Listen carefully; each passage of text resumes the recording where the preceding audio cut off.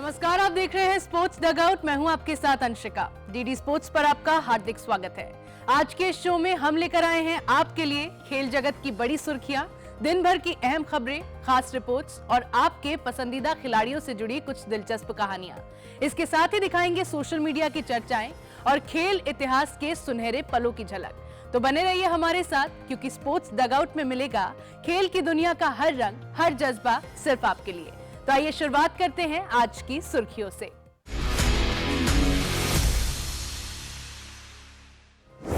खेलो India beach games तीसरे दिन दीव में मुकाबलों का रोमांच। हॉकी इंडिया लीग महिला पुरुष वर्ग में रोमांच, टाइगर्स और ड्रैगन्स की जीत। आईएसएल संकट खत्म, 14 फरवरी से लीग की वापसी, डीडी स्पोर्ट्स पर प्रसारण। T20 वर्ल्ड कप, बांग्लादेश की मांग पर आईसीसी का इनकार। मलेशिया ओपन, पीवी सिंधु की विजयी वापसी, प्री क्वार्टर फाइनल में पहुंची। खेलो इंडिया बीच गेम्स 2026 में मुकाबलों का आज तीसरा दिन है। दीव की रेत पर खेलों का रोमांच लगातार बढ़ता जा रहा है। बीच सॉकर से लेकर बीच कबड्डी और पेंचक सिलाट तक आज कई अहम मुकाबले और क्वालिफाइंग इवेंट्स खेले गए। आज के दिन का पूरा शेड्यूल और खेलों की झलक देखते हैं इस रिपोर्ट में। खेलो इंडिया बीच गेम्स 2026 के तीसरे दिन दीव के समुद्र तट खेलों के जुनून से सराबोर नजर आए। आज बीच सॉकर में पुरुष वर्ग के ग्रुप ए और महिला वर्ग के ग्रुप बी में कुल 7 मुकाबले खेले गए, जहां टीमों ने अगले दौर में जगह बनाने के लिए पूरा दमखम लगाया। बीच वॉलीबॉल में पुरुष और महिला वर्ग की ग्रुप स्टेज में कुल 24 मुकाबले हुए, जिसमें तेज रैलियों और शानदार स्मैश ने दर्शकों का भरपूर मनोरंजन किया। बीच सेपक टकराव में भी पुरुष ग्रुप बी और महिला ग्रुप ए के 24 मुकाबले खेले गए, जहां एथलेटिक मूवमेंट और फुर्ती ने सबका ध्यान खींचा। बीच कबड्डी में पुरुष और महिला वर्ग के 8 मुकाबले खेले गए, जिसमें रेडर्स और डिफेंडर्स के बीच कांटे की टक्कर देखने को मिली।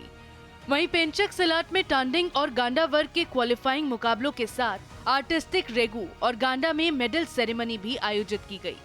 खेलो इंडिया बीच गेम्स 2026 का आयोजन दादरा और नगर हवेली और दमन एवं दीव केंद्र शासित प्रदेश द्वारा भारतीय खेल प्राधिकरण और राष्ट्रीय खेल महासंघों की तकनीकी देखरेख में किया जा रहा है।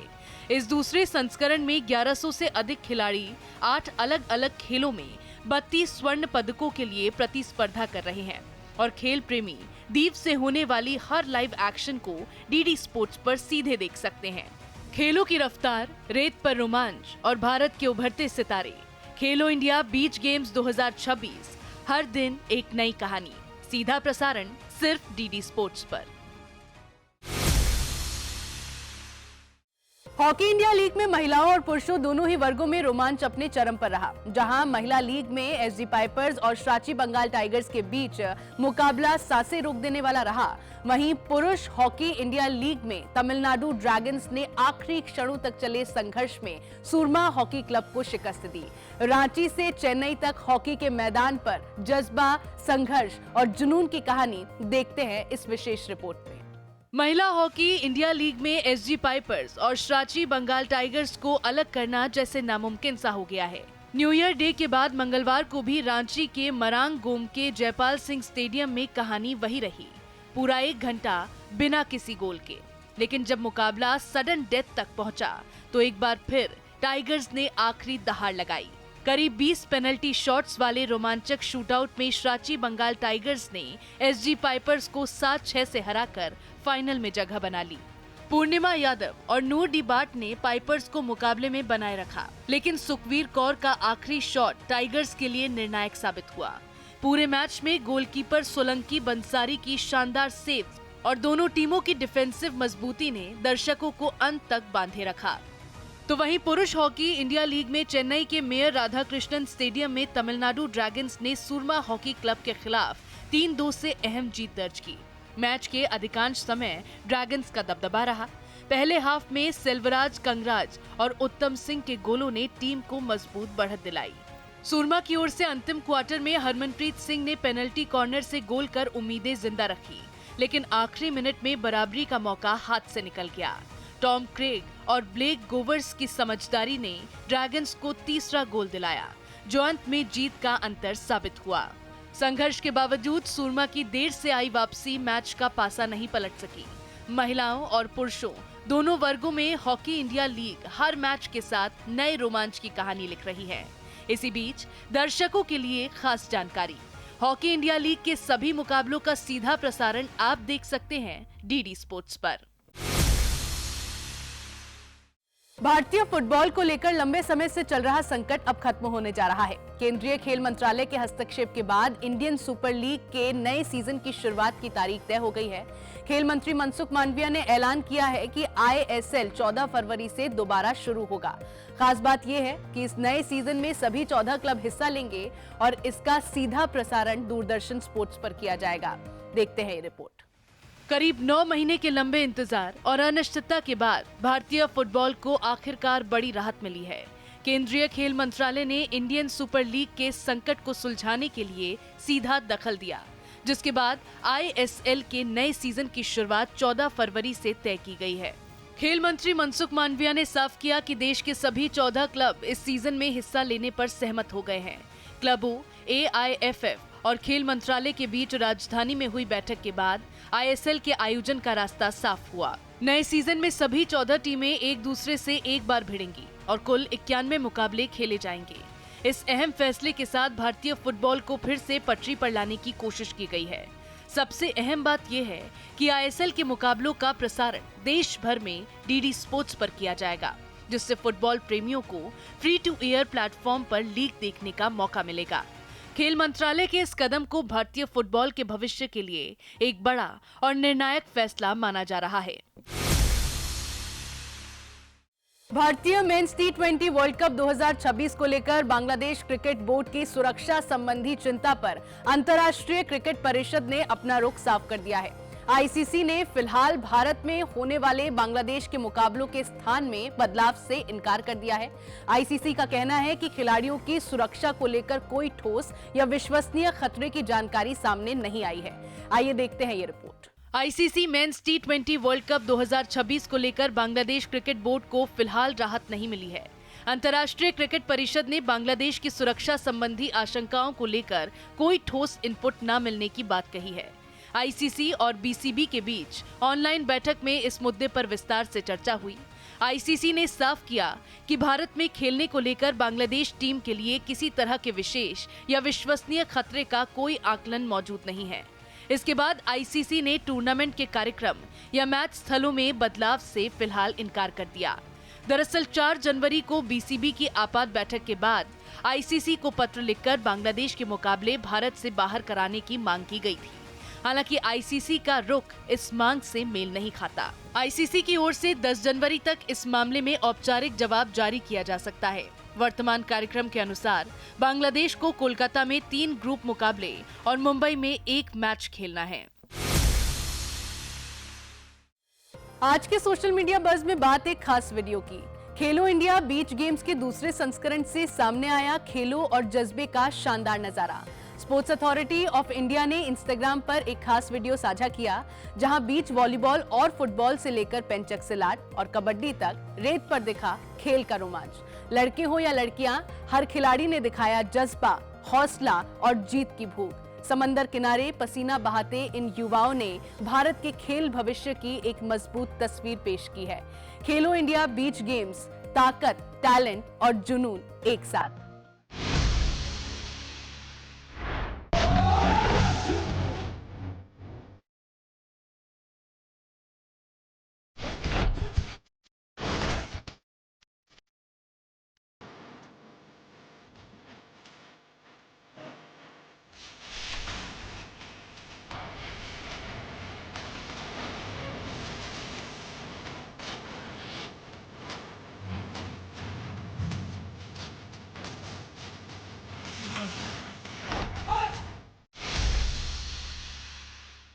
तो चलिए अब रुक करते हैं हमारे खास सेगमेंट ऑन दिस डे की ओर, जहां हम आपको ले चलेंगे खेल इतिहास के उस पन्ने पर जिस दिन घटा था एक ऐसा वाकया जिसने हमेशा के लिए अपनी छाप छोड़ दी।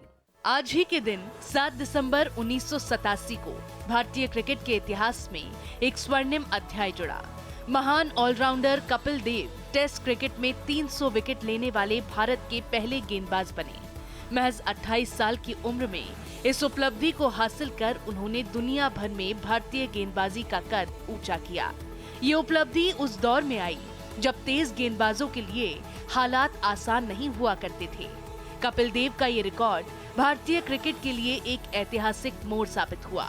बाद में कपिल देव ने 434 टेस्ट विकेट के साथ अपने करियर को विराम दिया और 1983 में भारत को उसका पहला क्रिकेट वर्ल्ड कप जिताकर हमेशा के लिए अमर हो गए। ऑन दिस डे एक रिकॉर्ड, एक कप्तान, एक इतिहास। तो ये था हमारा आज का ऑन दिस डे सेगमेंट और अब बारी है हमारे स्पेशल सेगमेंट स्पोर्ट्स रैप की, जहां हम आपको दिखाएंगे देश और दुनिया भर के हर खेल से जुड़ी बड़ी खबर, वो भी तेज रफ्तार में। तो पेश है आज की टॉप स्पोर्ट्स न्यूज दुनिया भर के हर खेल से रफ्तार के साथ।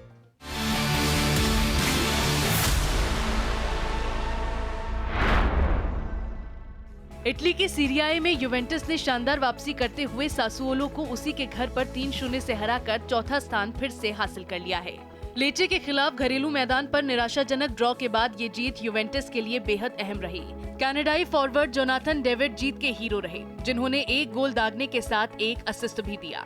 मुकाबले के 16वें मिनट में सासुओलो के डिफेंडर तारिक मुहारेविच के गोल से यूवेंटस को बढ़त मिली। इसके बाद टीम ने मैच पर पूरा नियंत्रण बनाए रखा और 5 मैचों में चौथी जीत दर्ज की।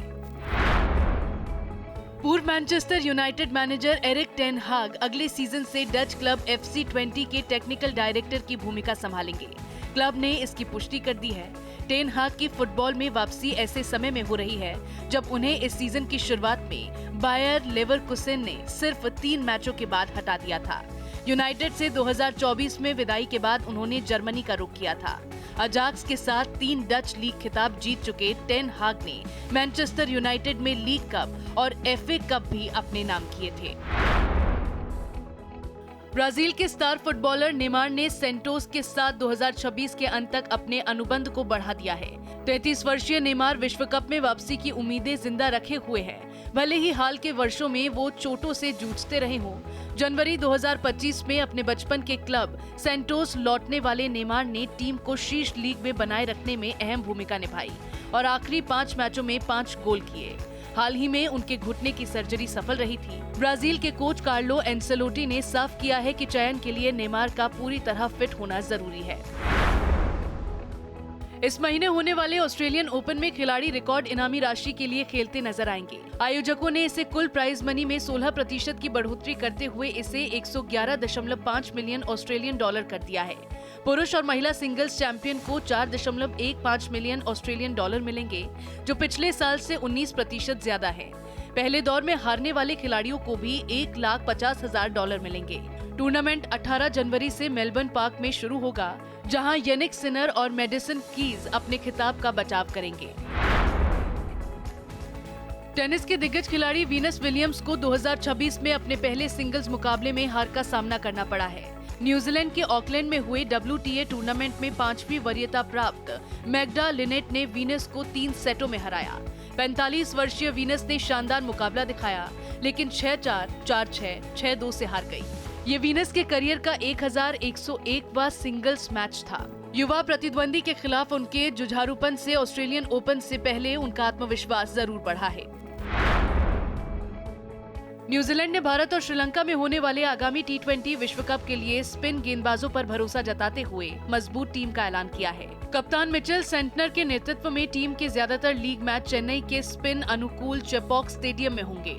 ईश सोडी के साथ माइकल ब्रेसवेल, ग्लेन फिलिप्स और रचिन रविंद्र स्पिन विभाग को मजबूती देंगे। वहीं तेज गेंदबाजी की कमान जैकब डफी संभालेंगे। विश्व कप से पहले टीम भारत के खिलाफ वनडे और T20 सीरीज भी खेलेगी। लंबी चोट के बाद प्रतिस्पर्धी क्रिकेट में लौटे श्रेयस अय्यर ने शानदार अर्धशतक जड़ते हुए मुंबई को विजय हजारे ट्रॉफी के क्वार्टर फाइनल में पहुंचा दिया है। श्रेयस ने 2 जीवनदान का फायदा उठाते हुए 53 गेंदों में 82 रन बनाए। मुशीर खान के साथ उन्होंने पारी को संभाला और मुंबई को 299 रन तक पहुंचाया। लक्ष्य का पीछा करते हुए हिमाचल प्रदेश ने कड़ी टक्कर दी, लेकिन अंतिम ओवर में 12 रन बचाते हुए शिवम दुबे की अगुवाई में मुंबई ने 7 रन से मुकाबला जीत लिया। डिफेंडिंग नेशनल चैंपियन मानुष शाह अपने घरेलू मैदान पर अंतर्राष्ट्रीय टेबल टेनिस खिताब जीतने के इरादे से उतरेंगे।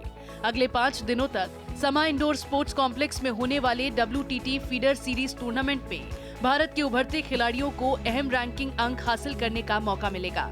महिला वर्ग में कोरिया की मजबूत चुनौती होगी, जबकि पुरुष वर्ग में भारत के खिलाड़ी खिताब के प्रबल दावेदार माने जा रहे हैं। घरेलू दर्शकों के सामने ये टूर्नामेंट युवा खिलाड़ियों के लिए बड़ा मंच साबित हो सकता है।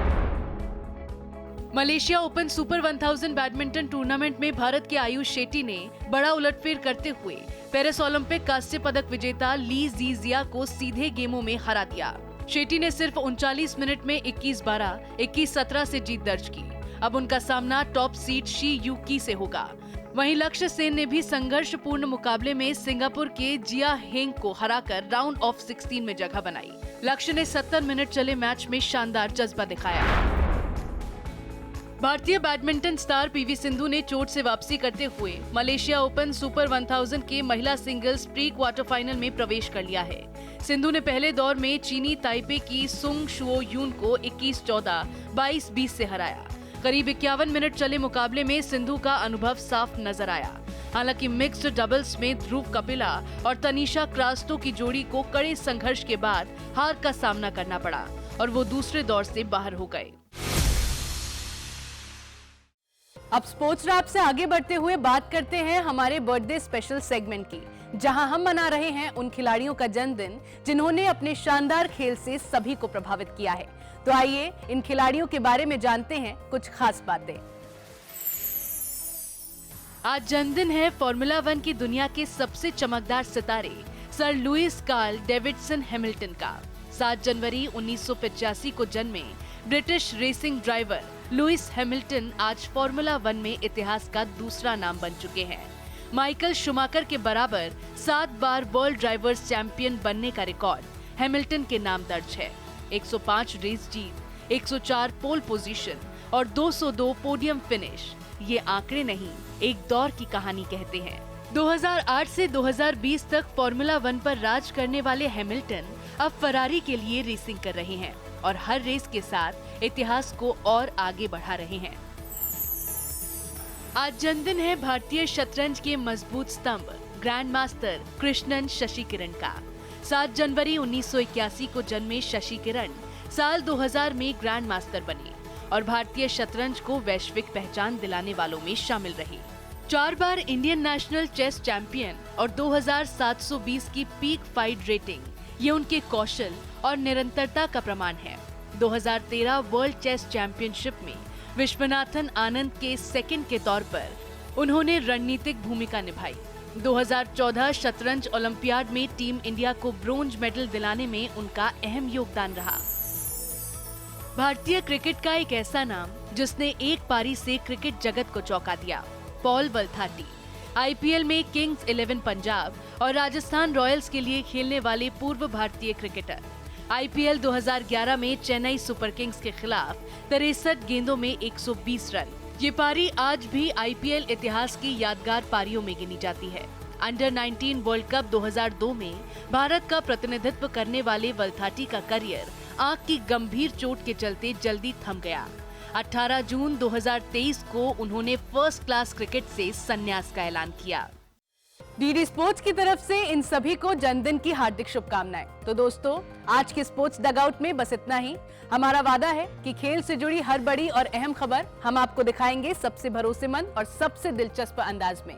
जुड़े रहिए डीडी स्पोर्ट्स के साथ। अगली मुलाकात तक खेल का जुनून बनाए रखिए, जीत का जज्बा जगाए रखिए और देखना ना भूलिएगा खेलो इंडिया बीच गेम्स 2026 और हॉकी इंडिया लीग का सीधा प्रसारण सिर्फ यहीं डीडी स्पोर्ट्स पर।